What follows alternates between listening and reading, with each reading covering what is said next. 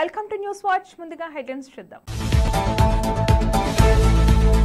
మల్లారెడ్డిపేట్ గ్రామంలో నేడు 3వ రోజు గ్రామ సభ ప్రభుత్వ సాక్ష్యం. ఆ పథకాల కోసం దరఖాస్తుల స్వీకరణ.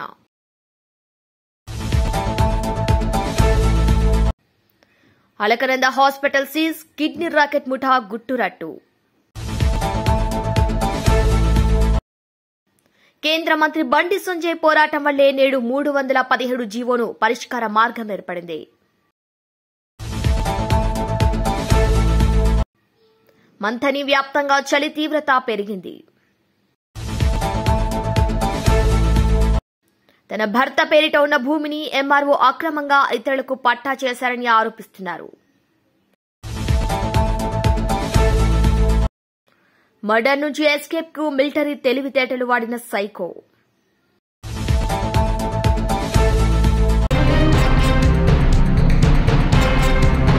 తన భర్త పేరిట ఉన్న భూమిని ఎంఆర్ఓ అక్రమంగా ఇతరులకు పట్టా చేశారని ఆరోపిస్తూ ఎంఆర్ఓ కార్యాలయం ముందు బైఠాయించి మండల పరిధిలోని నామవరం రెవెన్యూ శివార్లో 607, 608, 701, 702 బాధితురాలు మట్టపల్లి పూలమ్మ భర్త వెంకటాచలం పేరిట 7 ఎకరాల భూమిని తన భర్త మరణానంతరం తనకు తెలియకుండా డబ్బులు తీసుకుని అన్యాయంగా ఎంఆర్ఓ ఇతరులకు పట్టా చేశారని, ఇదేంటని ప్రశ్నిస్తే సమాధానం దాటివేస్తూ ప్రశ్నిస్తున్న తనపైనే కేసులు పెడతారని బెదిరింపులకు దిగుతున్నారని బాధితురాలు ఆవేదన వ్యక్తం చేసింది.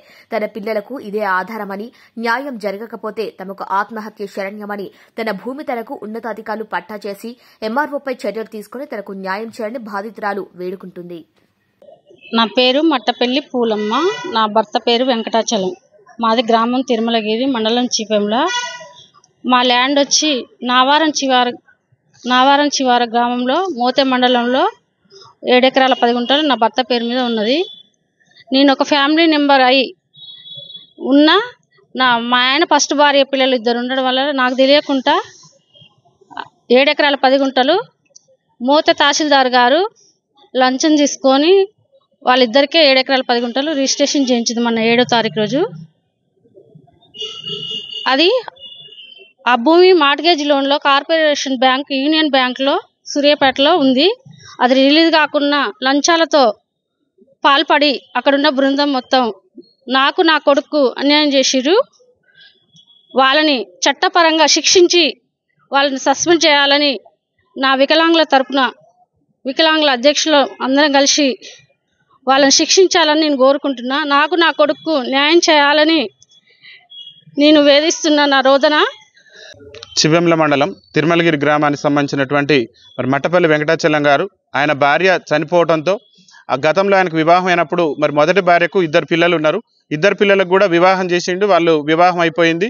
అయితే వివాహం అయిపోయిన తర్వాత ఈయన ఒంటరివాడు కావడంతో మరి నాకు ఒక తోడు ఉండాలని చెప్పేసి మరి సింగిరెడ్డిపాలెంకి సంబంధించినటువంటి మా వికలాంగురాలైనటువంటి పూలమ్మను 19 సంవత్సరాల పూలమ్మను 40 సంవత్సరాల వయసున్నటువంటి మట్టపల్లి వెంకటాచలం గారు వివాహం చేసుకుని నాకు ల్యాండ్ ఉన్నది, నీకు ఒక ఆధారం ఉంటుందమ్మా అని చెప్పేసి మరి నిరుపేద కుటుంబానికి సంబంధించినటువంటి పూలమ్మ గారు సరే ఏదో ఒకటి ఉంటుందని చెప్పేసి ఆ పూలమ్మ గారి తల్లిదండ్రులు మట్టపల్లి వెంకటాచలం గారికి ఇచ్చి వివాహం చేయడం జరిగింది. వివాహం చేసిన తర్వాత మరి మట్టపల్లి వెంకటాచలం గారితో మరి పూలమ్మ గారికి ఒక కుమారుడు కూడా జన్మించిండు. అయితే అనుకోకుండా అనారోగ్య కారణాలతో ఇటీవల కరోనా సమయంలో ఆయన మరణించడం జరిగింది. మరణించిన తర్వాత ఆయన మరణానికి సంబంధించినటువంటి మరణ ధృవీకరణ పత్రాన్ని కూడా మా వికలాంగురాలైనటువంటి మట్టపల్లి పూలమ్మ గారి దరఖాస్తు చేసి ఆ దరఖాస్తులో కూడా ఆ మరణ ధృవీకరణ పత్రంలో కూడా ఆయన మొదటి భార్య పిల్లలను చేర్చి మరి దాంట్లో ఆ మొదటి భార్య పిల్లలు, పూలమ్మ గారి కుమారుడు, వాళ్ళ అత్తగారు కూడా ఉన్నారు. అయితే ఈ మట్టపల్లి వెంకటాచలానికి సంబంధించి మోత మండలం నావారం శివార్లో ఉన్నటువంటి వ్యవసాయ భూమి 7 ఎకరాల 10 గుంటల వ్యవసాయ భూమి ఉన్నది. ఈ 7 ఎకరాల 10 గుంటల వ్యవసాయ భూమిని మోత తహసీల్దార్ గారు మరి మా మట్టపల్లి పూలమ్మకు తెలియకుండానే ఫ్యామిలీ మెంబర్స్గా ఉన్నటువంటి ఆయన మొదటి భార్య పిల్లలకు అక్రమంగా ఈ నెల 7వ తారీఖున మరి తెలియకుండా వాళ్ళ దగ్గర డబ్బులు తీసుకొని లంచాలకు కక్కుర్తిపడి ఎంఆర్ఓ గారు మరి అక్రమంగా మట్టపల్లి పూలమ్మ మా వికలాంగురాలకి సమాచారం కూడా ఇవ్వకుండా, ఫ్యామిలీ నెంబర్ అన్నప్పుడు ఖచ్చితంగా నోటీసులు పంపాలి ఒక ఎంఆర్ఓ గారు. నోటీసులు పంపిన తర్వాతనే వాళ్ళందరూ ఉంటేనే రిజిస్ట్రేషన్ చేయాలి. కానీ అక్రమ డబ్బులకు కక్కుర్తిపడి ఎంఆర్ఓ గారు మరి మా వికలాంగురాల భూమిని వేరే వాళ్ళకు రిజిస్ట్రేషన్ చేసింది. అందులో ఆ భూమి కూడా మార్కేషన్ ఉన్నది. సూర్యాపేట బ్యాంకులో మరి కార్పొరేషన్ బ్యాంకులో మార్కేషన్ ఉన్నది. ఆ ఒరిజినల్ పాస్బుక్లు కూడా బ్యాంకులోనే ఉన్నాయి. దొంగ పాస్ పుస్తకాలను పెట్టి కేవలం డబ్బులకు లంచాలకు కక్కుర్తిపడి ఇవాళ ఒక వికలాంగురాలు పొట్టగొట్టింది. మా వికలాంగురాలు ఏదైతే ఎంఆర్ఓ గారు చేసినటువంటి తప్పున్నదో మరి తక్షణమే గౌరవ జిల్లా కలెక్టర్ గారు స్పందించి ఎంఆర్ఓ గారిని సస్పెండ్ చేయడంతో పాటు మా వికలాంగురాలకి న్యాయబద్ధంగా రావాల్సినటువంటి భూమిని కూడా ఇప్పించాలని చెప్పేసి మీడియా సోదరులను చేతులు జోడించి మా వికలాంగుల జాతి పక్షాన విజ్ఞప్తి చేస్తున్నాం. ఎందుకంటే మా పూలమ్మ గారు కూడా నాకు ఒక చిన్న కొడుకున్నా నాకు ఆత్మహత్య శరణ్యం మరి నన్ను ఆదుకోవాలని చెప్పేసి మా సంఘాన్ని ఆశ్రయించినటువంటి నేపథ్యంలో మీడియా సోదరులకు విజ్ఞప్తి చేస్తున్నాం. ఇది ప్రభుత్వం దృష్టికి పోయి పూలమ్మ గారికి న్యాయం జరిగే విధంగా మీ యొక్క సహకారం ఉండాలని చెప్పేసి విజ్ఞప్తి చేస్తున్నాం.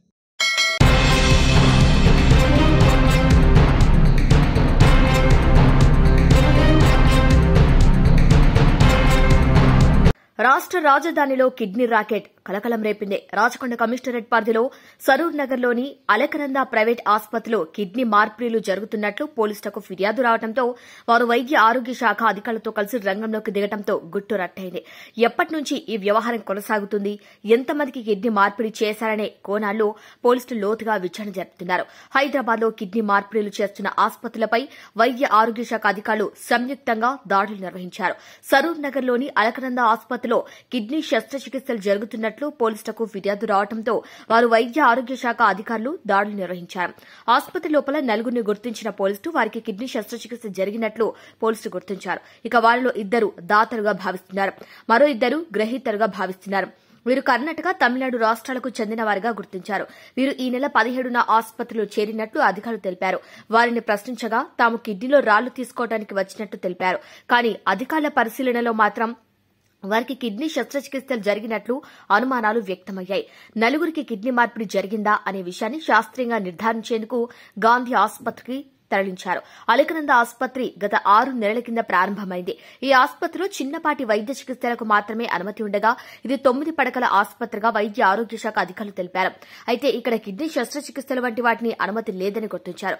అయినప్పటికీ అక్రమంగా డబ్బు ఆశ చూసి పక్క రాష్ట్రాలకు చెందిన వారికి అక్రమంగా శస్త్రచికిత్సలు చేస్తున్నట్లు అధికారులు గుర్తించారు.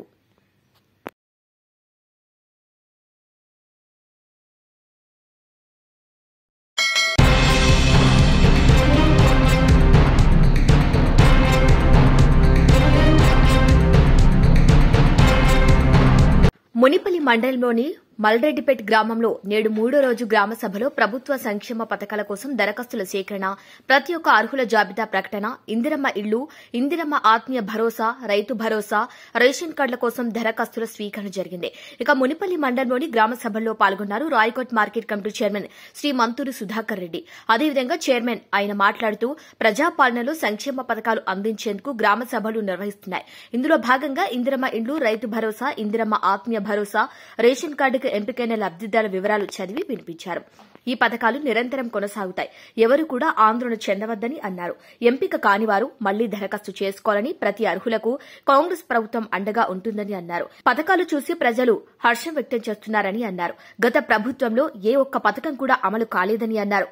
ఈ కార్యక్రమంలో పంచాయతీ సెక్రటరీ నరేష్, ఏపీఓ యాదగిరి, మధుకర్, ఏఈపీఆర్ వ్యవసాయ ఏఈఓ రెహమాన్, గ్రామ శాఖ అధ్యక్షులు మాధవరెడ్డి, సురేష్, రాములు, మొగులయ్య, నాయకులు, గ్రామ ప్రజలు తదితరులు పాల్గొన్నారు.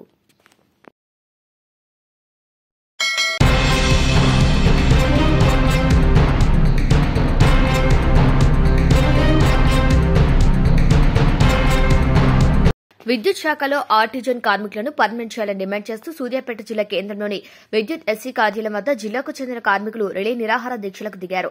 గత ప్రభుత్వం తమను రెగ్యులర్ ఉద్యోగులుగా గుర్తిస్తామని హామీ ఇచ్చిందని, ఈలోపు ఎన్నికలు జరిగాయని, అనంతరం వచ్చిన కాంగ్రెస్ ప్రజాప్రభుత్వం నేటికి ఆ అంశంపై ఎలాంటి నిర్ణయం తీసుకోలేదని, పెరుగుతున్న వయసు భారంతో పాటుగా రెగ్యులర్ ఉద్యోగులకు సమానంగా పనిభారం చేస్తున్నప్పటికీ వారితో సమానంగా న్యాయం జరగటం లేదని ఆవేదన వ్యక్తం చేశారు. తక్షణమే కాంగ్రెస్ ప్రభుత్వం తమను రెగ్యులర్ ఉద్యోగులుగా కన్వర్షన్ చేయాలని డిమాండ్ చేశారు.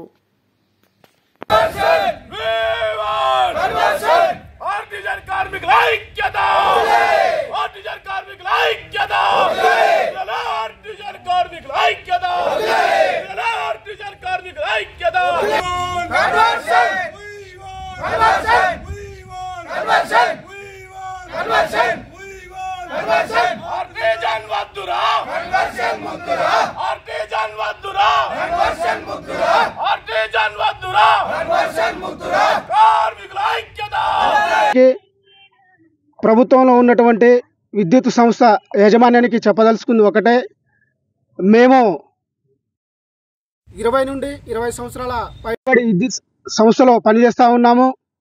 ఎన్నో పోరాటాలు, ఎన్నో త్యాగాల వలన, ఎన్నో దీక్షల వలన గత ప్రభుత్వం, కేసీఆర్ గారి ప్రభుత్వం మమ్మల్ని ప్రభుత్వ ఉద్యోగస్తులుగా గుర్తిస్తా అని హామీ ఇచ్చింది. హామీలో భాగంగా మాకు పెట్టి బ్రిటిష్ కాలం నాటి స్టాండింగ్ ఆర్డర్స్ రూల్స్ వర్తింపజేసింది.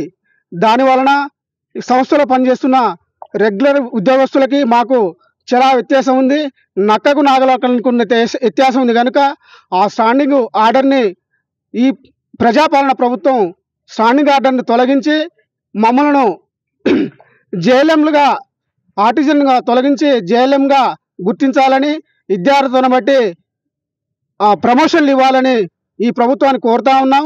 ఎందుకనగా ఈ ప్రజాపాలన ప్రభుత్వం పాదయాత్రలప్పుడు రాష్ట్ర వ్యాప్తంగా తిరుగుతున్న క్రమంలో మేము ఆర్టిస్టులంజనం అందరము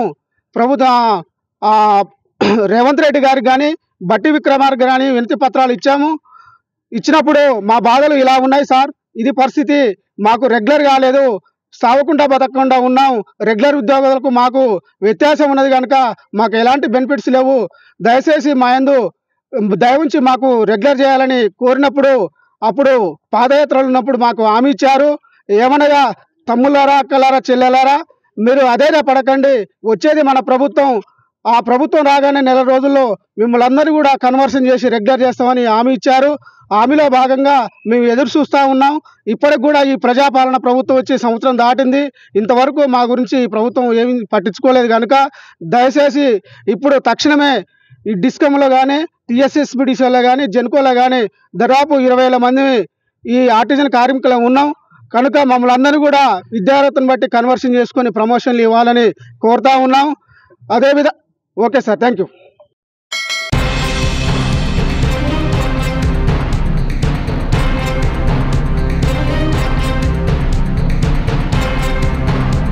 పెద్దపల్లి జిల్లా మంథని డివిజన్ వ్యాప్తంగా చలి పులిపంజా విసురుతోంది.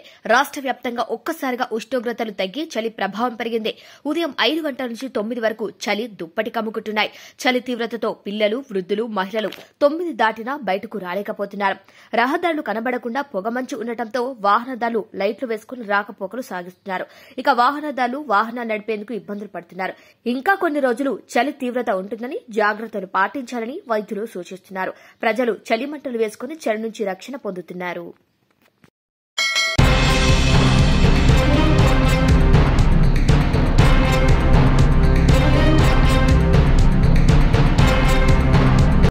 గురుమూర్తి ఆర్మీలో పనిచేసి రిటైర్ అయిన వ్యక్తి. ప్రస్తుతం డీఆర్డీఓలో ప్రైవేట్ సెక్యూరిటీ గార్డ్ గా పనిచేస్తున్నాడు. ప్రకాశం జిల్లా జేపీ చెరుకు చెందిన గురుమూర్తికి మాధవితో 13 ఏళ్ల క్రితం వివాహమైంది.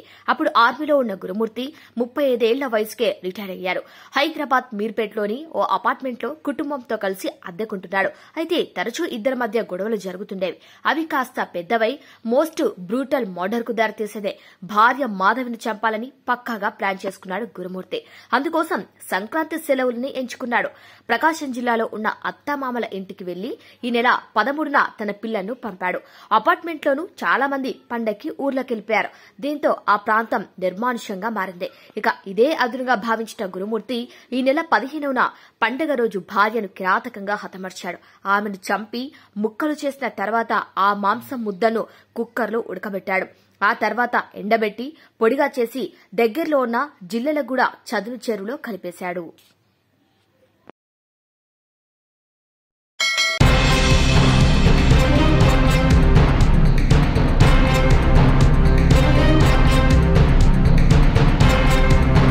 ఎమ్మెల్సీగా గెలిపిస్తే ఉపాధ్యాయ సమస్యల పరిష్కారానికి కృషి చేస్తానని కరీంనగర్, ఆదిలాబాద్, నిజామాబాద్, మెదక్ ఉమ్మడి జిల్లాల ఉపాధ్యాయ ఎమ్మెల్సీ బీజేపీ అభ్యర్థి మల్క కొమరయ్య హామీ ఇచ్చారు.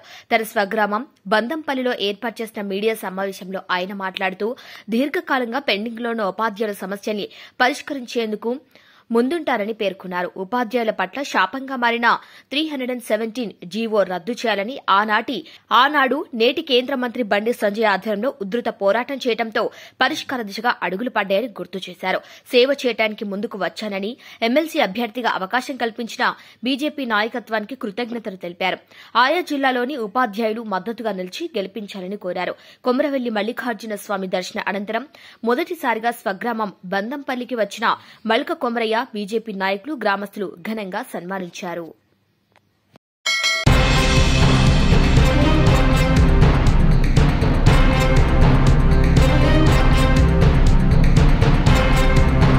ఏఆర్ కానిస్టేబుల్ మరో మహిళతో వివాహేతర సంబంధం పెట్టుకుని తనను తమ పిల్లల్ని పట్టించుకోవటం లేదని నల్గొండ జిల్లా నగరికల్ పోలీస్ స్టేషన్లో ఓ మహిళ ఫిర్యాదు చేసింది. నల్గొండ జిల్లా మునగాల మండలం నేలమర్రి గ్రామానికి చెందిన ఏఆర్ కానిస్టేబుల్ మొగిలి సైదులకు నాగమణికి 12 సంవత్సరాల క్రితం వివాహం జరిగిందని, తమకు 2 ఆడపిల్లలు పుట్టారని ఆమె తెలిపింది. తన భర్త కొన్ని సంవత్సరాలుగా మరో మహిళతో వివాహేతర సంబంధం పెట్టుకుని తమను పట్టించుకోకుండా అనేక ఇబ్బందులకు గురిచేస్తున్నాడని, న్యాయం చేయాలని నగరికల్ పోలీస్ స్టేషన్లో ఫిర్యాదు చేసి వేడుకుంది. నగరికెల్లో నివాసం ఏర్పరచుకుని మరో మహిళతో ఉండగా భార్య నాగమణి రెడ్ హ్యాండెడ్ గా పట్టుకుంది. దీంతో ఆమెను కొట్టి పారిపోయాడని తెలిపింది. గతంలో ఎస్పీకి ఫిర్యాదు చేసినా న్యాయం జరగలేదని, న్యాయం కోసం అడిగితే తమ బంధువులు ఇంటెలిజెన్స్ డీఎస్పీ మొగిలయ్య పేరు చెప్పి బెదిరిస్తున్నాడని ఆమె ఆరోపించింది. తనను, తన పిల్లల జీవితాలను ఆగం చేసిన భర్త మొగిలి సైదులపై చట్టపరమైన చర్యలు తీసుకోవాలని ఆమె కోరింది. పోలీసు ఉన్నతాధికారులు స్పందించి తనకు న్యాయం చేయాలని వేడుకుంది. ఏఆర్ కానిస్టేబుల్ 4651 అతని నెంబరు. 12 సంవత్సరాలు అయింది సార్ మా మ్యారేజ్ అయ్యి. 12 సంవత్సరాలు 2 ఆడపిల్లలు పుట్టిరు సార్. 2 ఆడపిల్లలు పుట్టినాకనే జాబ్ వచ్చింది. రీసెంట్గా 4 ఇయర్స్ అవుతుంది సార్ జాబ్ వచ్చింది. జాబ్ దగ్గరికి తీసుకుపోయిండు, కొట్టడం, తిట్టడం అప్పటి నుంచే ఉన్నాయి సార్ ఇల్లీగల్ అఫైర్స్. ఉన్నాక పిల్లల్ని చూసుకుంటా అని చెప్పేసి అక్కడ పెట్టింది సార్ నల్లగొండలో ఉన్నాక ఇల్లీగల్ కాంటాక్ట్స్ వల్ల ఇట్లా 12ంటికి రావటం, నైట్ ఎర్లీగా రాకపోవడం, ఇలా చేయటం వల్ల అడిగితే కొట్టడం, బెల్ట్ తీసుకొని చెప్పుతో తన్నటం, ఇవన్నీ చేసింది సార్. ఈ బాధ భరించలేక ఎస్పీ దగ్గరికి పోయింది సార్. ఎస్పీ దగ్గరికి పోయి అక్కడ పిటిషన్ ఇచ్చొచ్చింది సార్. ఇచ్చొచ్చినాక నువ్వేం చేసుకుంటావు చేసుకో, నీ ఎస్పీ ఏం చేయలేవారు, ఎవరు ఏం చేయలేవారు, నన్ను ఏం పీకలేవారు, నువ్వేదేం చేసుకో అనేసి నన్ను చెప్పింది సార్. అన్నాక నేనేం చేసిన, వీడిగా మారడు చేయడు అనేసి పిల్లల్ని పట్టుకొని ఉందాం అనేసి నేను టైలరింగ్ చేస్తే సార్ నా బ్రతుకుని బతుకుతున్నా. ఇంటికి రావడం అస్సలు బంద్ చేసింది సార్. బంద్ చేసినాక ఇక వీడు మారడు, వీడిగా తీసుకోబోడు అంటే పిల్లల్ని చూడడు అనేసి అన్నయ్య వచ్చి నన్ను తీసుకొని పోయింది సార్. కొట్టి గుల్ల చేసింది సార్. గుల్ల చేసి ఆడేసిపోయి అమ్మగారింటి కాడు సార్. ఉండేసరికి నా అన్నయ్య వచ్చి తీసుకొని పోయింది సార్. తీసుకొని పోయినాక ఎస్పీ దగ్గరికి పోతే ఎస్పీ సార్ అన్నాడుగా, అమ్మ ఏం జరిగిందంటే ఇట్లా సంగతి సార్, కనీసం కౌన్సిలింగ్కి పిలిపియండి సార్, నీ కేసులు దాకా పోదలుచుకోలేదు సార్, నా పిల్లలు ఆగమవుతారు సార్, కేసులకి నేను పోను, కేసుల చుట్టూ నేను తిరగను అంటే కౌన్సిలింగ్కి రాలేదు సార్. సార్ నెంబర్లు అన్ని బ్లాక్ చేసింది సార్. ఎవరికి కూడా కాంటాక్ట్లు లేకోకుండా అసలు ఆ సారు పిలిచినా కూడా రాలేదు సార్. కౌన్సిలింగ్కి రాకపోయేసరికి 2 పెద్ద మనుషులను తీసుకొని వాళ్ళ ఇంటికి పోయినాను సార్. అమ్మ, నాన్న, నేను, అక్క. పోయేసరికి కర్రలు, కారం ఇవన్నీ పెట్టుకొని మమ్మల్ని విపరీతంగా కొట్టి, అక్క చెయ్యి ఇరిగింది, నాన్నకి వెన్నుపూసకి ఫ్రాక్చర్ అయింది, గుల్ల కొట్టి వదిలేసి ఏం చేసుకుంటో చేసుకోపో, ఏం పీక్కుంటో పీక్కోపో, నన్ను ఏం చేయలేవు నువ్వు అనేసి వార్నింగ్ ఇచ్చి పంపించింది సార్. పంపించినాక ఆ రక్త గాయాలతోటి మేము పిఎస్సి పోయి ఇచ్చినాం సార్, కంప్లైంట్ ఇచ్చినాం సార్. మునగాల పోలీస్ స్టేషన్లో 498 మర్డర్ యాక్ట్ కింద ఇంకేదో చేసిరు సార్. 3-4 కేసులు చేసిరు సార్. చాలే సార్, రిమైండ్లకు రాకోకుండా తప్పించుకొని తిరిగింది సార్. ఎవరు ఆ సార్ తెలుసు, ఈ సార్ తెలుసు, నాకు మొగలై సార్ తెలుసు, నేను రాను, ఏం చేసుకుంటారో చేసుకోరు అని చెప్పేసి అసలు రాలే సార్. నన్ను ఎవరేం పీకలేవాడు అంటారు సార్. ప్రతి దానికి నేను నా పిల్లల్ని నేను సాగుతుంటా, నాది బాధ్యత అనేసి ఎస్పీ సార్ దగ్గరికి తీసుకుపోయి నన్ను అన్ని విధాలుగా నేను చూసుకుంటా అని సార్ దగ్గర ఒప్పుకొని మళ్ళీ జాబ్లో జాయిన్ చేయించుకొని మళ్ళీ ఎంటీ డ్రైవర్గా ఇక్కడికి వచ్చి మళ్ళీ బ్లాక్లో పెట్టింది సార్ నెంబరు. 2 పిల్లలు నన్ను 7 నెలలు అవుతుంది సార్ అమ్మగారి ఇంటికి వాడుండి. ఫోన్ బ్లాక్లో పెట్టింది సార్. నా కాంటాక్ట్లో లేడు, అసలు ఉన్నాడా లేడా, అసలు జాబ్లు ఉన్నాడా లేడా అనేసి నేను ఇక్కడికి వచ్చింది సార్. ఇక్కడికి వచ్చేసరికి నాకు ఈ రూమ్ తెలుసు. అంటే నేను మొన్న ఎస్పీ సార్ దగ్గరికి పోయే రోజు నాకు ఈ రూమ్ చూపించిండు. సరే ఇక్కడ ఉన్నాడా లేడా అనేసి నేను వచ్చింది సార్. వచ్చేసరికి 2 వాళ్ళు అక్రమ సంబంధం పెట్టుకుంటూ ఆయన 2 ఉన్నారు సార్. ఇద్దరు ఉండేసరికి డోర్లు లాక్ చేసుకొని తీయలేదు సార్. తీయకపోయేసరికి నన్ను గుర్ర గుంజపోయి వేరే సపరేట్ రూమ్ ఉంటే సపరేట్ రూమ్లో అమ్మాయిని వేసి నన్ను ఆ రూమ్లో తీసుకుపోయి నోరు గొంతు పట్టింది సార్. అమ్మాయినేమో నువ్వు పో నాన్న, నువ్వు పో, నేను చూసుకుంటా, నువ్వు పో, నేను ఏమని పట్టుకుంటా, నువ్వు పో అనేసి ఆమెను ఎల్ల తీసింది సార్ బయటికి. నేను వదలాయించుకొని నేను కాళ్ళు పట్టుకున్నా సార్, నీకు దండం పెడతా, నన్ను చంపకు, నాకు ఇద్దరు ఆడపిల్లలు ఉన్నారు, నువ్వు వేడనన్నా చావు, నా ప్రాణం నాకు ముఖ్యం అనేసి కాళ్ళు పట్టుకొని డోర్లు ఇట్లా బద్దలు కొడుతుంటే కింద వాన్ రోడ్లు పలకట్లేదు సార్. పలకపోతే ఇక అసలు గొంతు ఎండిపోయింది, ఏం చేయాలో అర్థం కావట్లేదు, నీకు దండం పెడతా కాళ్ళు పట్టుకున్నాక అప్పుడు డోర్ తీయనిచ్చింది సార్. తీయనిచ్చినాక నేను బయటకు వచ్చి సార్ దగ్గరకు వచ్చి ఎఫ్ఐఆర్ రాసింది సార్. పిటి సార్ ఇప్పుడు ఏం కోరుకుంటున్నా, వాడు జాబ్ చేయొద్దు సార్, వాడికి అసలు జాబ్కి అర్హత లేదు సార్. నేను 7 సంవత్సరాలు కష్టపడి వాడిని హైదరాబాద్లో చదివించింది సార్, నా ఇద్దరు పిల్లల్ని పెట్టుకొని. వాడు జాబ్ చేయడానికి వీలు లేదు, వాడు జాబే చేయొద్దు సార్. అసలు జాబ్ ఎందుకు? అక్రమ సంబంధాల కోసమా? ఉంచుకున్న వాళ్ళని చదువుకోవడం కోసమా? కన్న పిల్లలు ఏమైపోతారు? ఆడపిల్లలు అనేసి సార్ నాకు ఈ టార్చరు. సార్ వాడు జాబ్ లో జాయిన్ కావద్దు, ఒకవేళ జాయిన్ అయినా పిల్లల్ని తీసుకుపోయి సాదుకోవాలి అంతే, నా పిల్లలకే చెందాలి, నా కష్టం అది.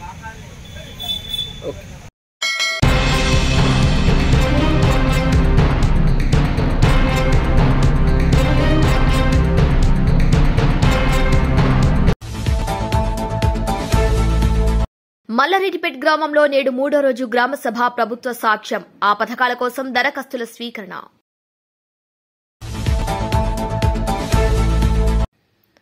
Alaknanda hospital seize, kidney racket ముఠా గుట్టురట్టు. కేంద్ర మంత్రి బండి సంజయ్ పోరాటం వల్లే నేడు 317 జీవోను పరిష్కార మార్గం ఏర్పడింది. మంథని వ్యాప్తంగా చలి తీవ్రత పెరిగింది.